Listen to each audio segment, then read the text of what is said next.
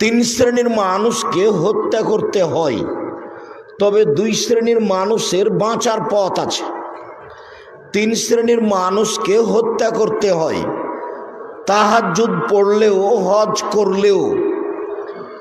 তার এক শ্রেণীর পাপ হলো, কেউ যদি বলে আমি কোরআন মাজিদ মানি না, তাহলে সে মুরতাদ, তাকে হত্যা করতে হবে। কেউ যদি বলে যে গাভীর দুধ হারাম, তাহলে তাকে হত্যা করতে হবে, ও মুরতাদ সরকারিভাবে। কেউ যদি বলে মদ হালাল, তাহলে তাকে হত্যা করতে হবে সরকারিভাবে। তবে তার বেঁচে থাকার পথ আছে। তাকে ফাঁসির মঞ্চে নিয়ে যাওয়া হয়েছে, ফাঁস গলায় দেওয়া হয়েছে, ফাঁস টান টান। তখনও বলছে আমার ভুল হয়েছে, আমার ভুল হয়েছে, আমি কথা ফিরিয়ে নিলাম, কোরআন মাজিদ আল্লাহর বিধান। তার আর ফাঁসি হবে না, তাকে নামিয়ে নিতে হবে।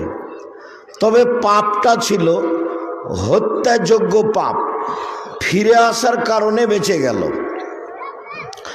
দ্বিতীয় পাপ, তাকে হত্যা করতে হবে, তবে তার বাঁচার পথ আছে, সেটা হলো কেসাস।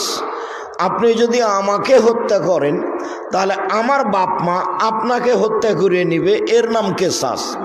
সরকারিভাবে তা আপনার ফাঁসি হবে। আপনাকে ফাঁসিতে মঞ্চে নিয়ে আসা হয়েছে, গলায়ও দেওয়া হয়েছে, এমতো অবস্থায় আমার বাপ মা বলছে না না না, আমরা মাফ করে দিলাম, আমরা কেসাস নিব না, আমরা মাফ করে দিলাম, আমরা কেসাস নিব না, তাহলে এর ফাঁসি হবে না, ওকে ফাঁসির মঞ্চ থেকে নামিয়ে নিতে হবে। আর এক শ্রেণীর মানুষকে হত্যা করতে হয়, সেটা হলো বিবাহ করার পরে কেউ যদি জেনায় লিপ্ত হয়। এমন কোনো পথঘাট পৃথিবীতে নেই যেই পথঘাট দিয়ে তাকে বাঁচানো যেতে পারে।